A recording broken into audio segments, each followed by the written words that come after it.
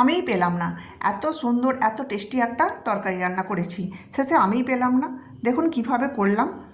পাঁচশো দুধ নিয়েছি, ফুটিয়ে ঘন করে নিয়ে তাকে ছানা কাটিয়েছি ভিনিগার দিয়ে, 2 চামচ ভিনিগার জল মিলিয়ে ছানাটা কাটিয়ে নিয়ে ছেঁকে নিয়েছি, কাপড়ে বেঁধে রেখে দিলাম। এবার 6খানা পটল নেব। পটলগুলো ভালো করে ধুয়ে প্রথমে জলে ধুয়ে নিলাম, তারপরে কেটে নিয়েছি দুফালি করে। সর্ষের তেলে ভেজে নেব, রান্নাটা সর্ষের তেলেই করছি লবণ দিয়ে। এখানে মশলার মধ্যে কী নেব, চারুমগজ, সাদা তিল, কাঁচা লঙ্কা, আদা, কাজু বাদাম আর কিশমিশ সব কিছু একসাথে পেস্ট করে নিয়ে কড়ায় শুকনো লঙ্কা এলাচের ফোড়ন দিয়ে দিয়েছি।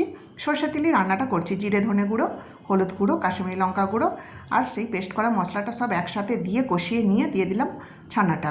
সব কিছু ভালো করে কষিয়ে নিয়েছি। একদম নিরামিষ রান্না, কিন্তু নিরামিষের দিনে এরকম রান্না করে দেখবেন, খুব ভালো লাগবে। আর ভাজা পটলটা দিয়ে এবার ভালো করে কষিয়ে নিয়ে জল দিয়ে দেবো, চাপা দিয়ে দেবো। একটু চিনি দিলাম টেস্টের জন্য, চিনি অবশ্যই কিন্তু দিতে হবে। দেখুন এবার ঘি দিয়ে দেবো, ঘি দিয়ে আরও 5 মিনিট চাপা দিলেই তৈরি হয়ে গেল আমার ছানা পটলের তরকারি। নিরামিষ দিনে তো একদম অপূর্ব সুন্দর লাগবে।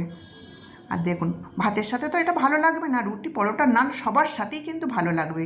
আপনারাও কিন্তু এরকম তরকারি করতে ভুলবেন না, একবার তৈরি করে দেখবেন কতটা টেস্টি খেতে লাগে।